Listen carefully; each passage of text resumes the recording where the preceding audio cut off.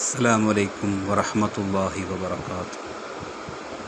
അള്ളാഹു നൽകിയ ഈ മുന്തിരി ചാറിൽ നിന്നും ഞാൻ എൻ്റെ സംസാരം ആരംഭിക്കുകയാണ്. എവിടെ നോക്കിയാലും അള്ളാഹുവിനെ അല്ലാതെ ഞാൻ കാണുന്നില്ല. അള്ളാഹുവിൽ ആ ഹിദായത്ത് കിട്ടുമ്പോഴാണ് നമ്മൾ സന്മാർഗം പ്രാപിക്കുന്നത്. ഒരുപാട് നമസ്കരിച്ചവരുണ്ടായിരിക്കാം, ഒരുപാട് പള്ളികൾ പണിതവരുണ്ടായിരിക്കാം, ഒരുപാട്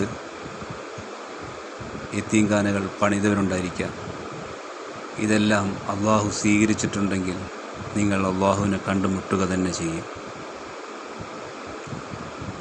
ഖുർആനിൽ അള്ളാഹു തആല പറയുന്നു, അവരെ ഞാൻ നരകത്തിൻ്റെ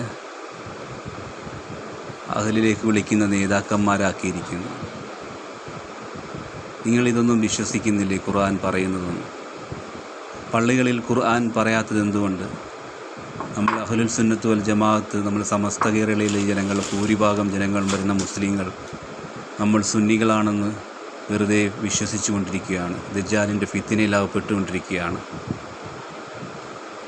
വലിയ വലിയ താടികൾ കാണാം, വലിയ വലിയ കോട്ടുകൾ കാണാം, വലിയ വലിയ ഈമാൻ്റെ പ്രകാശം പോലെ തിളങ്ങുന്ന മുഖം കാണാം. അവരായിരിക്കും നിങ്ങളുടെ കൽബിൽ കയറിയിരിക്കുന്നത്. എന്നാൽ യഥാർത്ഥ പണ്ഡിതന്മാരെന്നാൽ ഈ ലോകത്തിൻ്റെ രാജാവായ, എല്ലാ മനുഷ്യരുടെയും രാജാവായ, എല്ലാവർക്കും പുറത്തു കൊടുക്കുന്നവനും കാരുണ്യവാനും കരുണാനിധിയുമായ, എല്ലാവർക്കും ഭക്ഷണം കഴിക്കാൻ നൽകുന്ന രാജാവായ എൻ്റെ കൂട്ടുകാരനായ അല്ലാഹു ഏറെ പൊറുക്കുന്നവനും കാരുണ്യവാനും കരുണാനിധിയുമാകുന്നു. തിന്മകൾ ചെയ്യാതെ നമസ്കാരവും ദിക്റും നോമ്പും സ്വലാത്തും സദക്കയും എല്ലാം ചെയ്തുകൊണ്ട് പള്ളിയിൽ വലിയ നമസ്കാരക്കാരൻ മുഖേനയാണോ നിങ്ങൾ ഇരിക്കുന്നതെങ്കിൽ നിങ്ങൾക്ക് തെറ്റുപറ്റിപ്പോയി. ഇബ്ലീസിൻ്റെ അകപ്പടിയിലാണ്. തിന്മയെ നന്മകൾ കൊണ്ട് തോൽപ്പിക്കാനേ കഴിയും. അതുകൊണ്ട് എല്ലാവരോടും ബഹുമാനത്തോടുകൂടിയും സ്നേഹത്തോടുകൂടിയും എല്ലാവരെയും സ്വർഗത്തിലേക്ക് ക്ഷണിക്കാൻ വേണ്ടി ഞാൻ സംസാരിക്കുന്നതാണ്.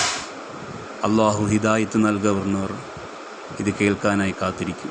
ഇത് വെറും വാക്കല്ല, അള്ളാഹുവിൻ്റെ വാക്കാവുന്നു. അസ്സലാമു അലൈക്കും വറഹ്മത്തുള്ളാഹി വബറകാതുഹു.